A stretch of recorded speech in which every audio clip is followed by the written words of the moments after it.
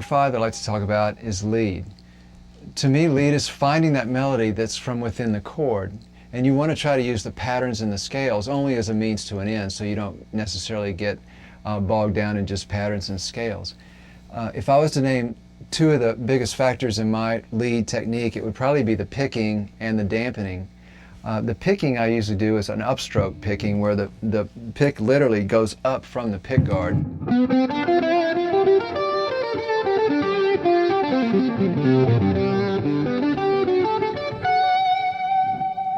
By picking up, I'm able to get the sound to bloom more and have less noise, and it creates a little thicker tone that way.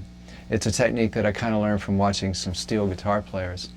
The other crucial thing to me is dampening. And dampening, basically, I like to think of it as almost like a mirror image of wherever you're not playing.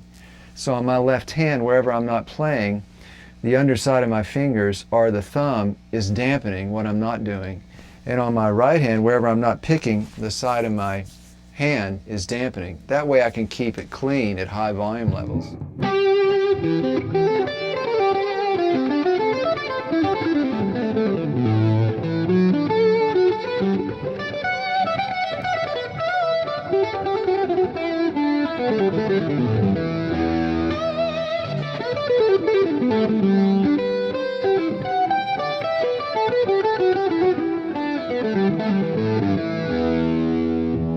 And the whole time I'm playing, I have the side of my hand dampening the strings wherever I'm not, as well as the underside of my fingers.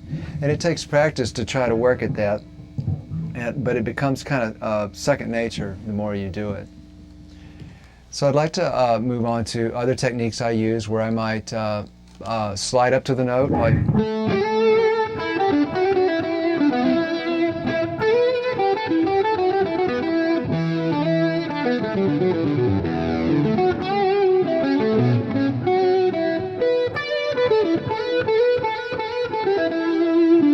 basically picking the note and then sliding to the fret that I want to go to.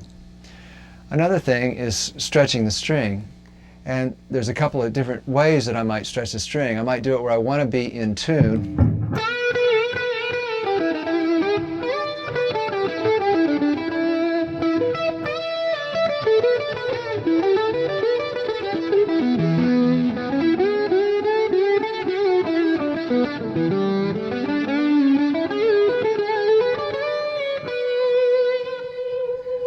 I try to stretch the string so it goes to right to the fret in tune of where I'm trying to go to, whether it's a half step or if it's a whole step, or sometimes it might be a minor third step.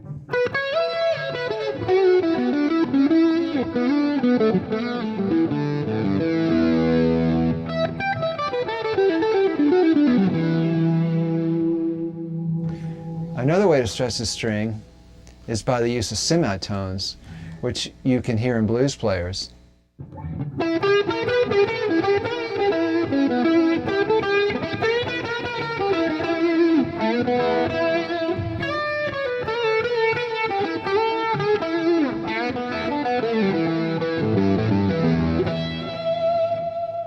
Semitone means you're not stretching all the way to the next fret. You're actually finding a place in between.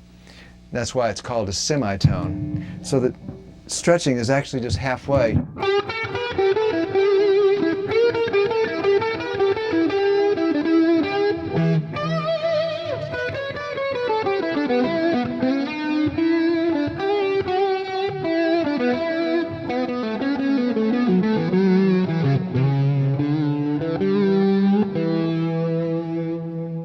Obviously this will give a blues flavor to your playing, but it also gives character to it and can be used in other styles as well. Another technique that I like to use sometimes is I'll actually bend the note and then pick the note. Like if I went, or like, what I'm actually doing is stretching the string, picking the note, and then letting the string down.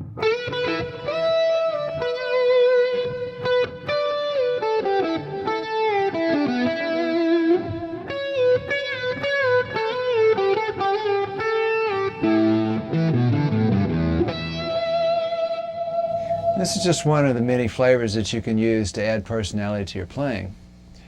Another one obviously is vibrato, and there are several different types of vibrato. There's the regular style that I like to use, which is kind of a wide throw to it, like.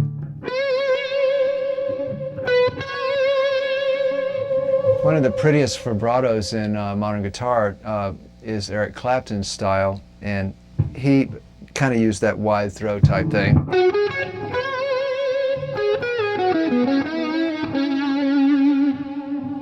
Another style that Clapton used is where you just gradually rock the string, kind of pushing forward towards you from the floor.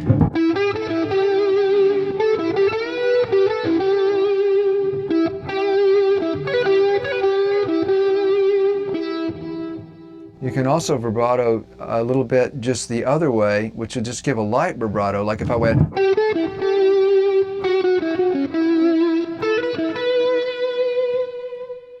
Using vibrato and stretching the strings with vibrato is something that you have to kind of work on. It takes a while, but once you get it, it adds another personality to your playing, which makes it a lot more interesting than just having the note generically be there. And there are different types of vibrato, as obvious. And then there's also the classical style, which is more where you leave your finger fretted on the fret and you just rock it back and forth.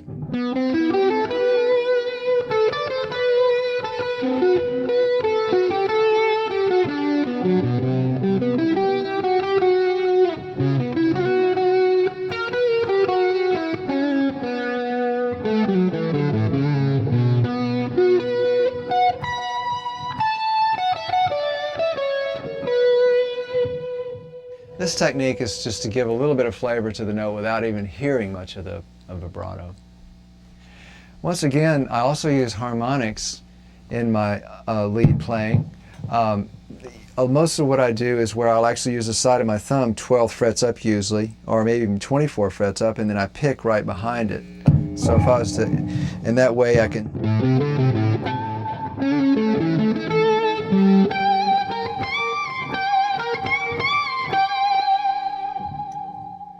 If you can get a close-up of this, it's.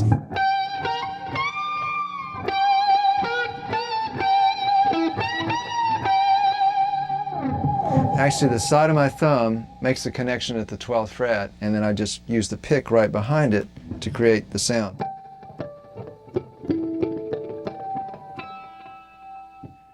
I also like to use a technique I call slap harmonics, where I might just slap at the 12th fret.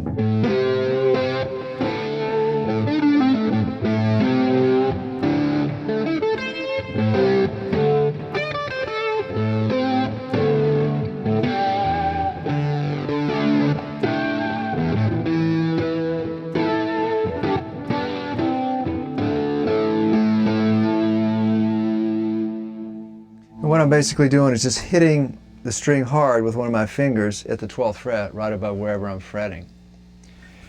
I can also use the pick if I wanted to create the classical style harmonic, but using a pick as well.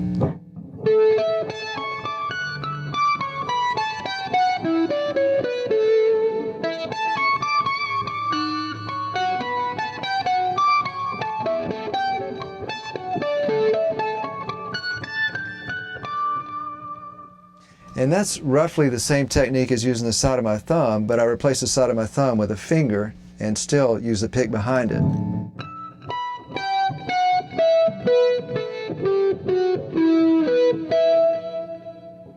These techniques take a little while to get, but they can add a lot of flavor to all the lead stuff you do. And it's best to use all this stuff in a conglomeration as you're working through your lead patterns.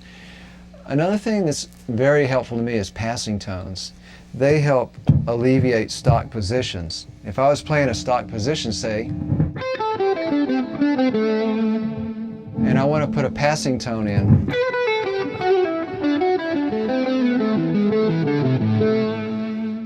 by passing tone I mean a note that is not necessarily, it's not a dominant note, it's more of a recessive note as you're using as a hinge to go to the next note that you're going to. In that way, the passing note could almost be any note of the scale. For example, I could get away with notes you wouldn't think I would be able to. Like if I...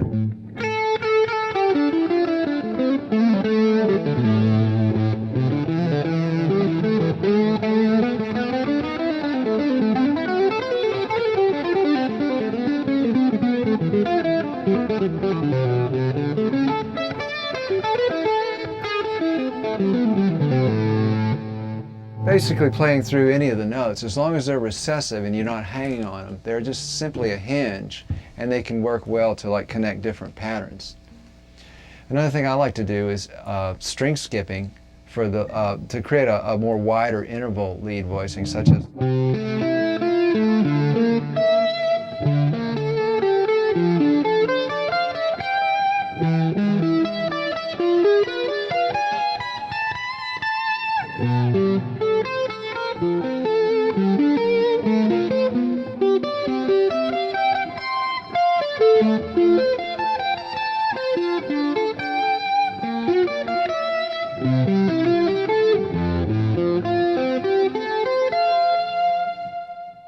And I'm basically playing the same notes that I might play if I was just staying in one pattern, but I'm just flipping them into another octave, and I'm going back and forth between them.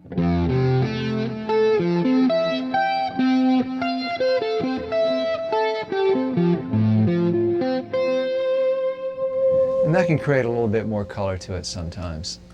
Another thing that I like to do is use octaves, such as Wes Montgomery, because he was a big hero of mine, where you use the side of your thumb and you just strike down on two octaves, or two notes rather, that create an octave. I usually like to play the octaves with a string in between, and I use the underside of my finger to mute the string in between. So I'd be like playing.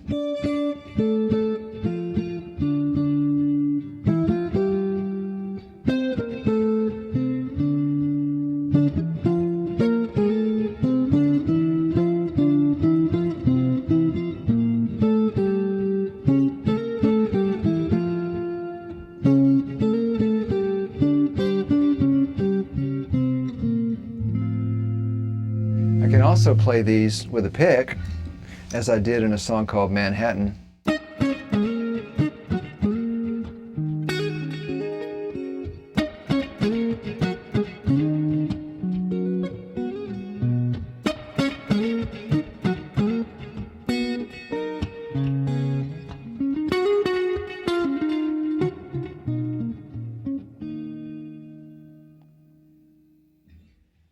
Another lead style that is really important to me is kind of the Clapton style from the old Cream era. I actually try to use a lot of that technique and that persona, say, in my playing.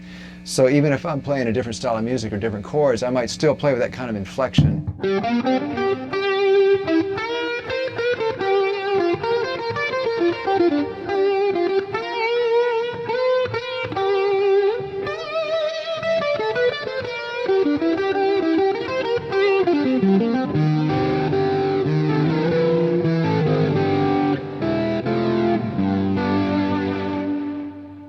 And by persona, I mean I can take that kind of style and then put it into my own playing and play my own chords or play my own licks, but kind of use that kind of attitude that Clapton used in the Blues Breakers, which I think is a beautiful style. And then there's the Hendrix style, which is more multi-notes leads kind of stuff, where you're playing more.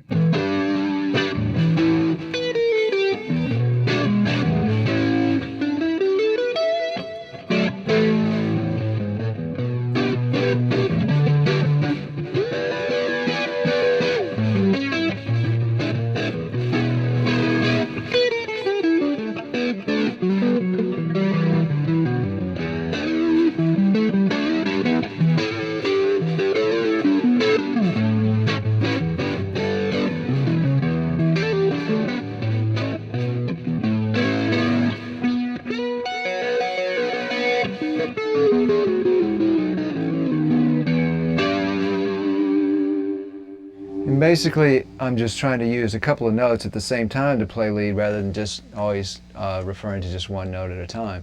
Which is kind of the next section I like to talk about, is chordal lead, which is something I've kind of been interested in lately, is trying to use more where you're playing lead, but the lead is done with chords.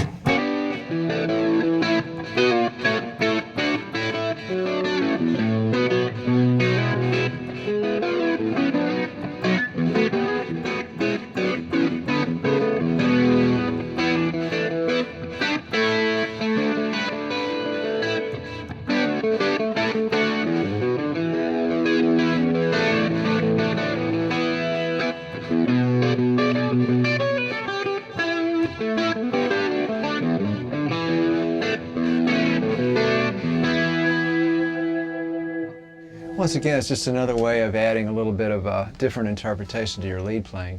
Another important thing to do is to hold notes and sustain notes. You can create a lot of stuff just by